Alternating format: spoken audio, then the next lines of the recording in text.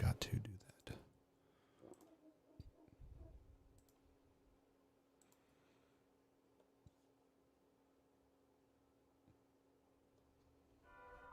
I am going 6-0 in the division because the rest of the division sucks.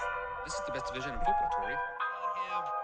Take that step back. We are seeing the true quarterback that he really is, which he is not a very good quarterback. Welcome to the Man Now, where we taking over. It's time to give you them facts. Won't miss a game or two, cause we here for you and we reporting all of them stats. We coming to you live to keep you updated. Broadcast across the country, we the fan favorites. Break the volume to the max and don't nobody touch it. We crossing topics off the list, addressing every subject. So if you ain't got a clue, then you can tune in and give it 24 hours and we back again. Breaking news, new scoops, we the top dogs. From the fields to the courts, we report it all. Buzzer beaters through your speakers, we the ones to call. Trust us for the news if it's got a ball. Giving you the top stories cause we love the turf. Tell a friend to tune in and where you heard it first. Yeah, you're listening to the Man Now. We taking over, it's time to give you them stats. Yeah, you listen to the Man Now. Miss a game or two cause we reporting all of them facts. Yeah, you listen to the Man Now. We taking over, it's time to give you them facts. Turn the speakers up a little loud. Miss a game or two cause we reporting all of them stats. Cause you listen to the Man Hour. And what is up, Man Hour Nation? Michael Buckhouse here with the Man Hour. Be sure to head over to manhourradio.com. Check out the merchandise page. It is new and improved. New merch dropping each and every day over there. Check it out. We just dropped the Takeaway 22 merch, the new and improved version of Takeaway 22 merch, guys. So check it out. All proceeds do go to the Kalahari Project that is raised from the Take 22 merch from this point moving forward. The Kalahari Project is a suicide awareness for military personnel because 22 Americans do lose their lives every day to suicide, and we are helped to bring awareness to that particular project here. It is Tuesday, not Thursday, Tuesday edition here at Man Hour, guys, and we got the infamous Wayne G on. We are going to talk about the Bill O'Brien hire. We're going to talk about Trey Lance's future in San Francisco. Of course, we got to talk about Jarrett Stidham as well.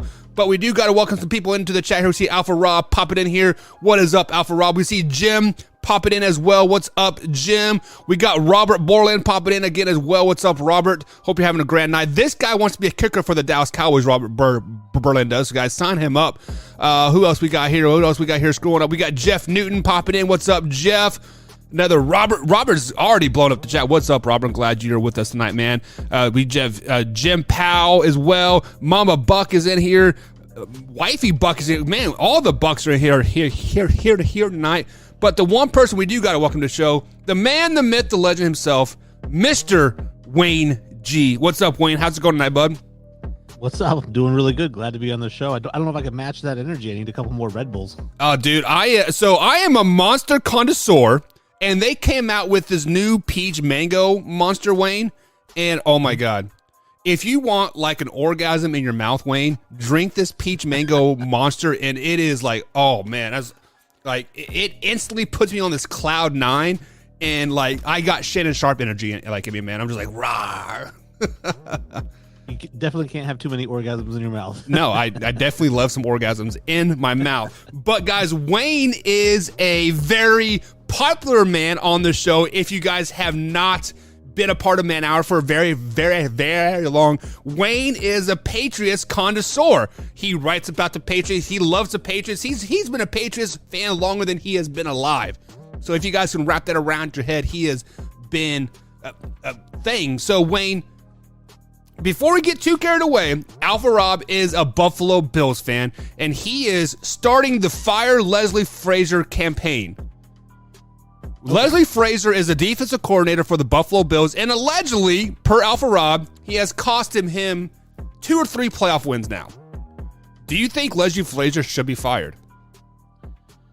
I don't think so. I mean, I think they've been doing a really good job. I think the Buffalo Bills are known for their defense, and you know, you're going to make a few mistakes. How many Super Bowls has Andy Reid cost his teams, or his playoff wins has he cost his team? He's still a great coach. You ride him because he's going to get you there. I think Frazier's going to get you there. So I don't know, who does he want to replace him with? Yeah, I honestly, yeah, there you go, Alpha Rob. When you fire Leslie Frazier, who are you going to replace him with? Are you going to replace him with some no name college coordinator like Lovie Smith to lead your team? Like, I mean, come on, like you have to have a way out. But Wayne G, let's get into our rundown that we have here. And the one thing that kind of shocked me was that the New England Patriots have finally hired their offensive coordinator. They rehired Bill O'Brien to lead the team.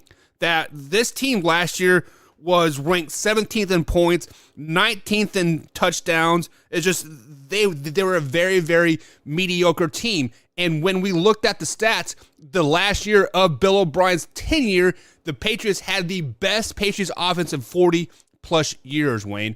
So you as a Patriots fan, Bill O'Brien coming back as an OC, how excited are you? Is this a good hire? Let me know your thoughts about Bill O'Brien.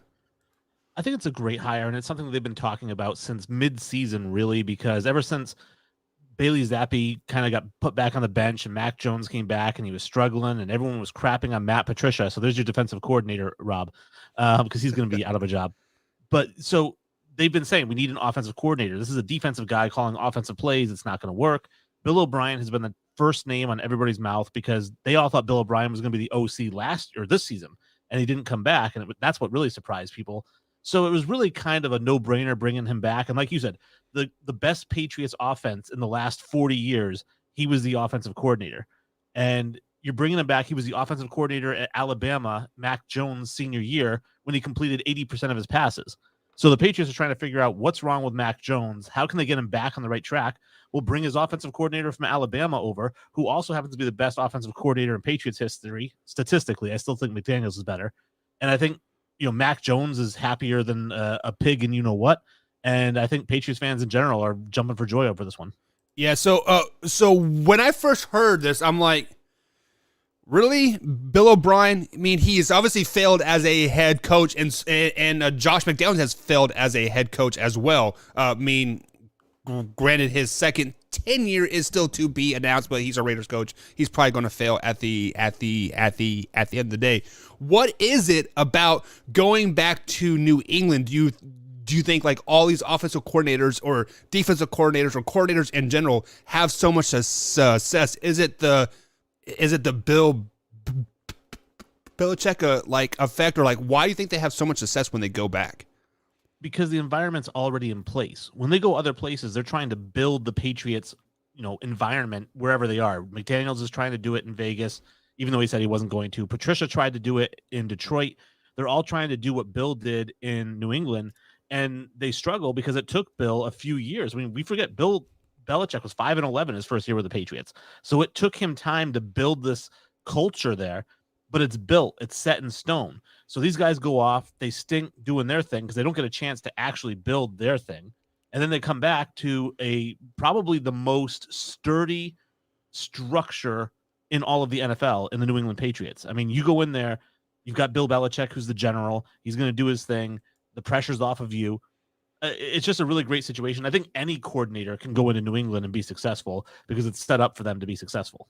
So you think that the New England way is the Bill Belichick way? Is that kind of what I'm kind of pulling from what you're saying there?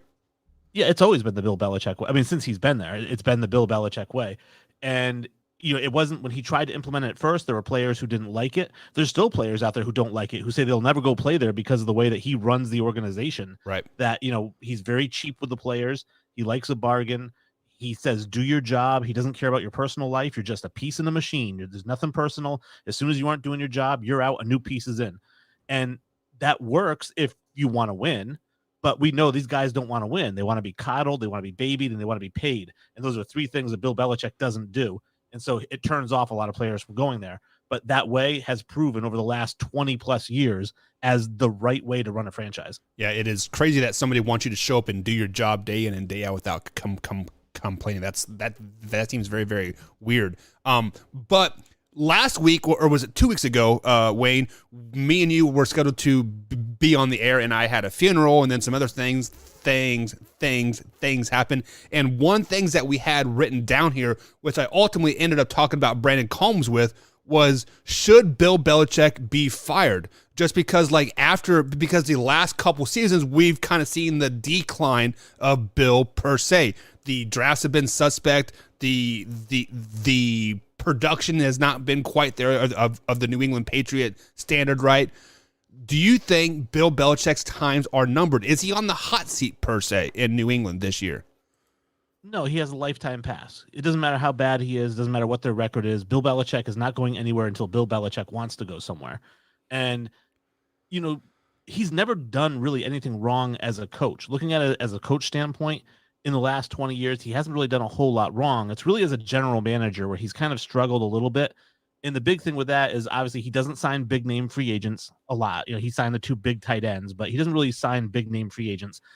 He stinks at drafting in the first and second round of any draft. But from the 3rd round on, he's the best drafting general manager in the history of the NFL. This year was their best draft in years. You look at their 3rd, 4th, 5th, 6th round picks, they all contributed. So he knows what he's doing. It just, he doesn't understand how to coach, sign, and draft stars. He knows how to coach, sign, and draft bargain players because bargain players buy in. Like we just talked about, superstar players don't buy in to do your job. But guys who come in the 3rd round because they really want that job, they buy in.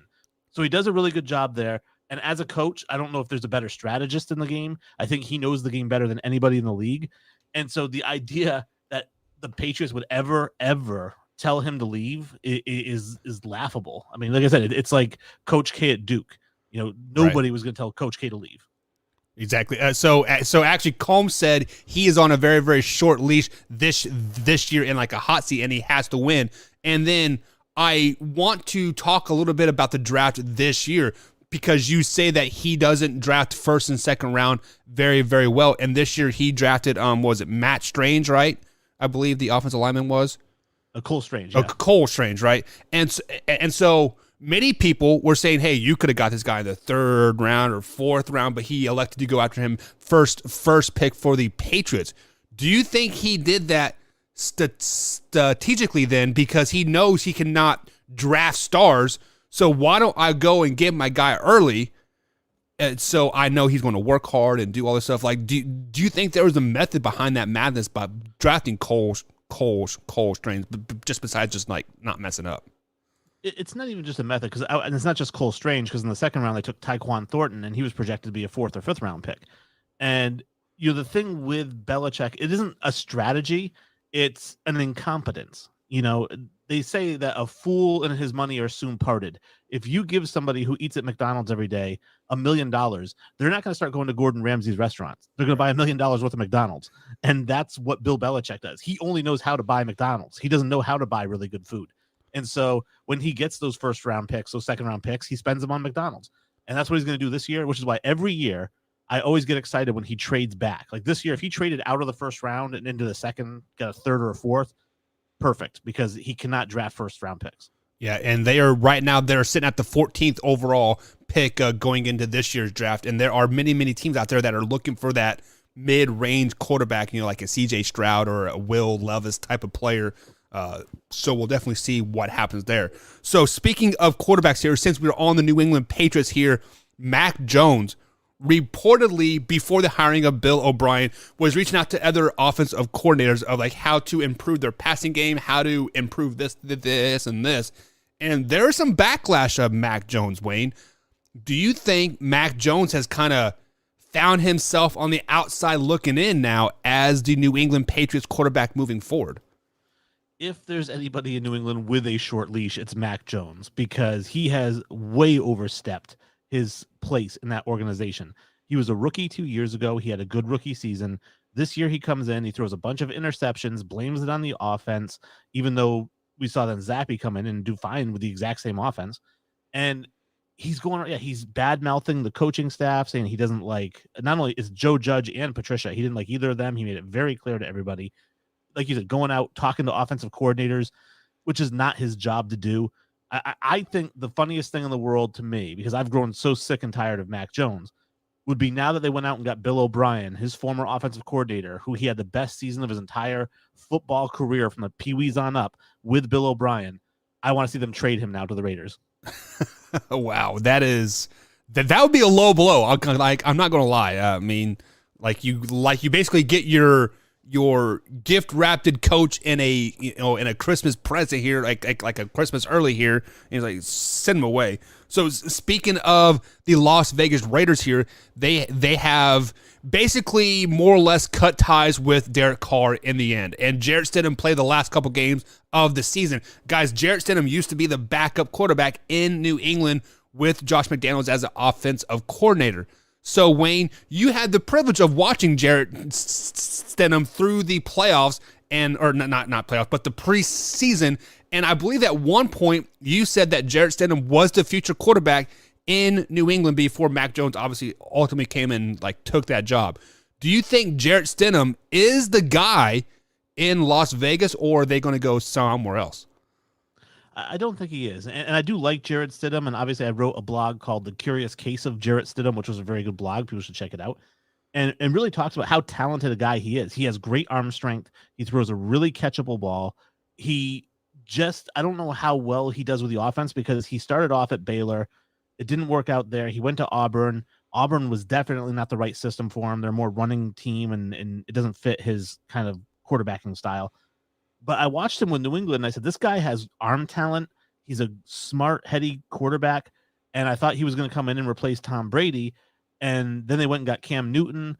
Jarrett Stidham decided to go to a wedding instead of practice with the team. Bill Belichick got mad at him, and once Bill Belichick gets mad at you, it's all over. At least that's why I'm saying with the whole Mac Jones thing, he can't do it with Mac like he did it with Jarrett, because, with Mac Jones, he was a first-round pick. Jarrett Stidham was a fourth-round pick, so it's easy to cut that guy.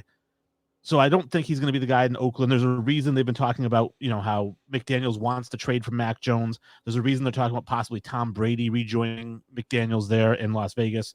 There's a bunch of quarterbacks that could go there. I have a list here of about 6 guys that I think Las Vegas should target ahead of Stidham.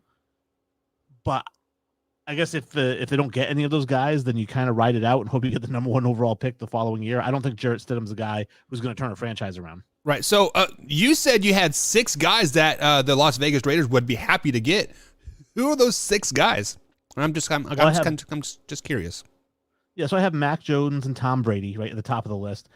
Lamar Jackson, right, depending on what happens there in Baltimore. Have Trey Lance, again, depending on what happens with him in San Francisco. Zach Wilson, who seems to have worn out his time in New York. And they have the 7th overall pick. So I don't Bryce Young or DJ Stroud. And I think Cowboys fans would be happy to get rid of Dak Prescott as well. Send him to Vegas. Why not, right? Also, Cowboys fans are idiots. Right. We can definitely talk about that later if you want. But let's go ahead and get to some comments here before we talk about the San Francisco 49ers here. Alpha Rob says, hey, Wayne, do you guys need a defensive coordinator that plays as cornerback 7 yards off the ball every play? Do you? No. I think our defensive coordinator is fine. I think it's Gerard Mayo, and it looks like he's getting more and more responsibility with the team. Bill Belichick's bringing him in to ask him about other coaching hires. He's bringing him in to help him evaluate draft picks. So Gerard Mayo looks like he might be the heir apparent to Bill Belichick, but right now he's the defensive coordinator, and I think they had a pretty darn good defense this year. They have a darn good defense every year. I think the worst defense they've ever had under Belichick was like 9th or 10th. Yeah. So Alpha Rob, sorry, Leslie Frazier can stay put in Buffalo. He does not want to come to New England. Jim Powell jumping in the chat here. He says, but how do you guys not root for a guy named Zappy? I don't, but damn. I root for him. I think he's great. And it's not because of his name, but when I watched him play, what he does really well, that Brady did really well, and I'm not saying that they're equals, but what they both do really well is navigate the pocket. One of the things that Mac Jones does not do well is navigate the pocket. All he does is backpedal, throws off his back foot, and throws a lot of interceptions. Bailey Zappi knows how to sidestep, step up in the pocket. He throws a really good ball. I would love Bailey Zappi. In fact, my dream scenario for the Patriots quarterback situation is to bring Tom Brady back for 1 year, get Mac Jones the hell out of there, and have Brady groom Zappi for a season, retire a Patriot, and then Zappi takes over. Talk about getting your cake and eating it too there, Wayne. Sheesh. But so speaking of Jim, speaking of Bailey Zappi here, I am in this Kentucky area and I am a high school coach, so I get a chance to go to Western Kentucky, Louisville, like all of these games.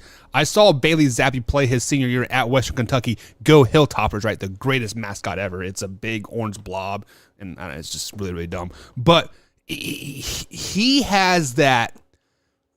It is like that it factor, swagger, egotistical type of personality, but he's so humble too, like at the same time. It is like in between the lines, like he is like this golden god, but like outside the lines, you wouldn't know if he was a quarterback or not. Like he is just like some guy that works like at Walmart, right? Like he is a very humble, very down to earth guy, and I would love to see him do very, very successful things in the NFL. Luke G is jumping in the chat here as Little Man comes up. What's up, dude? He says the Raiders need to cut ties with Josh McDaniels.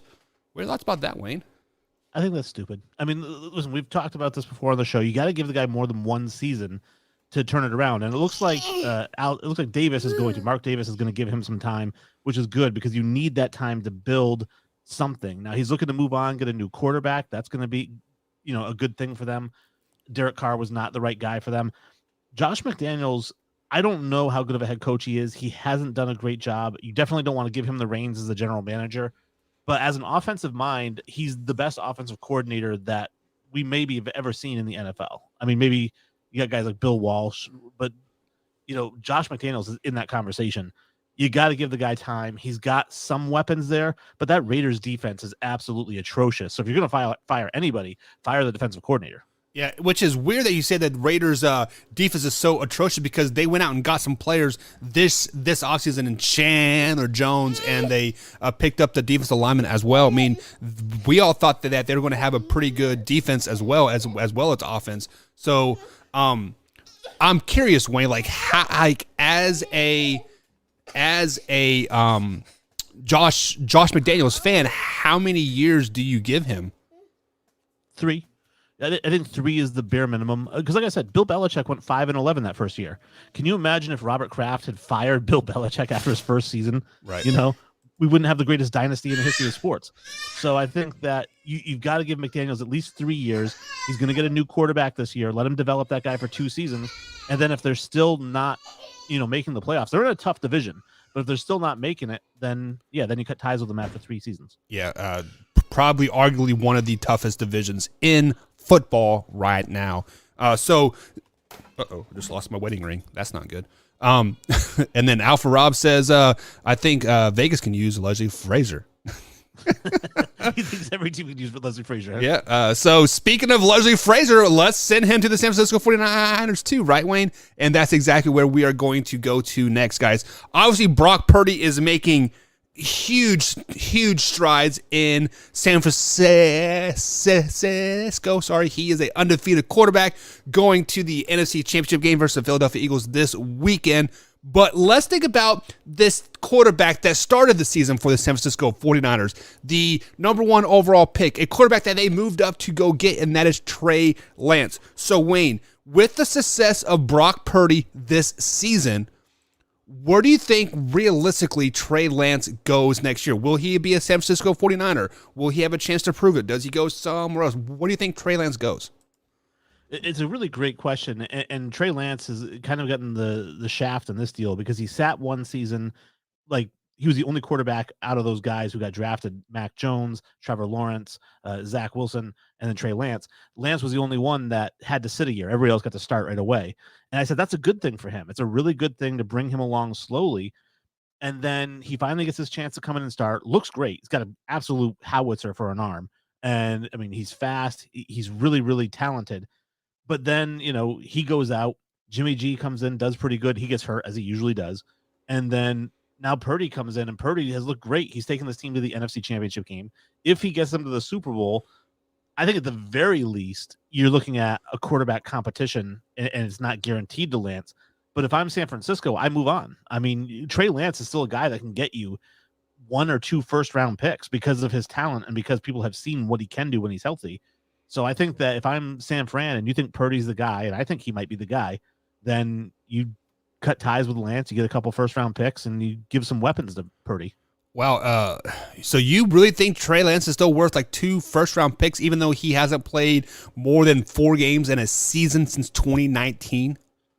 Yeah, because we've seen what he can do, and it's very, very impressive. And so I think that he's the guy that can still, like I said, maybe 2, definitely 1. He definitely gets you a first-round pick. But I think possibly 2.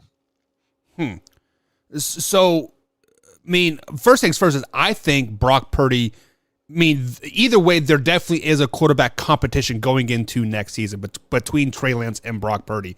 But I think that the San Francisco 49ers and Kyle Shanahan kind of want to nix that in the butt right now. I would not be surprised one bit if they're trying to deal Trey Lance before the draft, get some more draft capital, and just because like this draft seems to be kind of really mid-round loaded like in years past, and kind of one of the weaknesses of the San Francisco 49ers, if they have one, is the depth in the defensive line.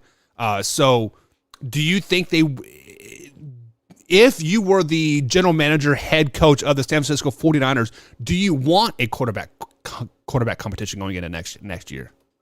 I do not. And I'll tell you why, is because especially if you believe in Purdy and he's gotten you to this point so far, so why wouldn't you believe in him? The reason I don't want a quarterback competition is in case Trey Lance loses it, right? Because then you just went from getting a first-round pick back for him to getting a fourth-round pick back for him because he just lost a competition to a sixth-round pick. Right. So you want to strike while the iron's hot. His value's high right now. Don't let him go out there in the preseason and play in a manner that causes him to become the backup and then try to get something for him. Get it now. Yeah, that's probably the most logical thing out there. So there is another quarterback on the roster by the name of Jimmy G. You had the privilege of watching Jimmy G as backup Tom Brady many, many years. He is up for contract this year, and many people thought he played himself into a $20+ million contract this season. Do you think he will be starting quarterback somewhere next year? I don't know. I mean, because the fact of the matter is he just can't stay healthy, and that's been his MO his entire career. Right. Now we say he's played into a $20 million a year contract. Well, that's like the 20th highest paid NFL quarterback now. Right. So yeah, I could see him getting $20 million a year to go somewhere and potentially start. I mean, he could go to Vegas, right? I mean, he's familiar with McDaniel's system. He could go to New England, depending on what they do with Mac Jones. So he's got some options where he could go and start. Realistically, I think he might go somewhere and compete. And that's, I think, the most realistic thing. I mean, you think of a team like Minnesota, right, with Kirk Cousins. You know, how much do they believe in him? He can't seem to get over the hump. Right. But again, how much do you believe in Jimmy G if he's only going to give you 10 or 11 games? The best ability is availability. That's exactly right. So speaking of availability, Aaron Rodgers is potentially going to go somewhere else. And Drew brings up a comment here, says Aaron Rodgers is going to Las Vegas. Just quick reaction to that. Like, what do you think about that? It'd be a good move for him. I was thinking San Fran because he's a California guy, but Brady also kind of wants to go to San Fran, and who knows what's going to happen with Purdy, like we're just talking about. Yeah. So there's going to be a lot of balls to juggle there. But I like Aaron Rodgers to Vegas. If Brady doesn't go there, I think Brady's ahead of Rodgers in terms of if I'm a general manager, who do I want to bring in? I'd rather have Brady for 1 year than Rodgers for 1 year or right. 2 and 2. So Brady's my number one. But if I don't get him, I think Aaron Rodgers is a nice fallback plan. Yeah, I mean, Tom Brady has shown that he can go from place to place and kind of instantly make you from a mediocre team to a Super Bowl contending team. Do you think Aaron Rodgers is that same guy? He can instantly make the Raiders from bottom of the cellar team to a playoff bound team?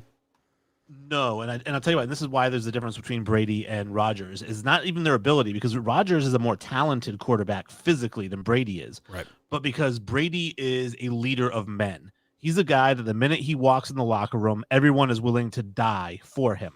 Rodgers is not that guy. He's the guy that everyone in the locker room wants to kill. Yeah, which is weird, right?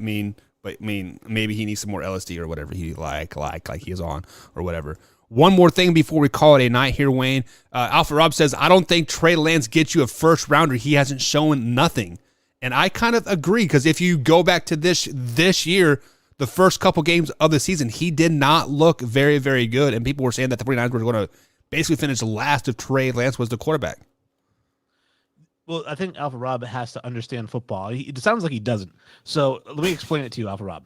So what it is that he is a first-round pick who still has first-round pick talent. And the best example of this is if you go a couple years back, it might even have been a season back, before the Patriots drafted Mac Jones.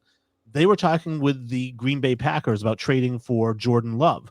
And when I say Jordan Love, I mean the guy who hadn't taken a single snap with the Green Bay Packers and holds the record for most interceptions in a season for a college quarterback. And there was talk of a first and a second round pick, or a first, a third, and a fifth. I mean, you're going to get a first round pick for a first round pick, especially somebody as talented as Trey Lance. He's going to get you a first round pick, 100% bar none. If he doesn't, then it's like a 2 seconds, a third, and a fourth. But it's going to be the equivalent of first round value. Yeah, and on the flip side of that, the fact that he hasn't really showing you anything, there's more upside, right? So, like, if he were to play a season which is mediocre, like all season long, right, Wayne, that would definitely decrease his like his value. There's still so much unknown with Trey Lance. Yeah, absolutely. I mean, it's like uncut cocaine, right? It's Right. just potential. I love that, uncut cocaine. Alrighty, Wayne. Well, that is going to be it for tonight, guys. Thank you for tuning in. Wayne, any closing thoughts before we head out? The platform's yours. No real closing thoughts other than I think I'm excited for the Patriots. Please trade Mac Jones. I don't care if it's to Vegas. I don't care where it is. Get him the hell out of town. Bring in Brady. Let him groom Zappy. Let's keep this dynasty going another 20 years. All right. So from a Patriots fan to a Bills fan to a Chiefs fan, guys, have a good night here. Alpha Rob, sorry about your loss, man. Maybe next year, man. All right, guys. See you tomorrow.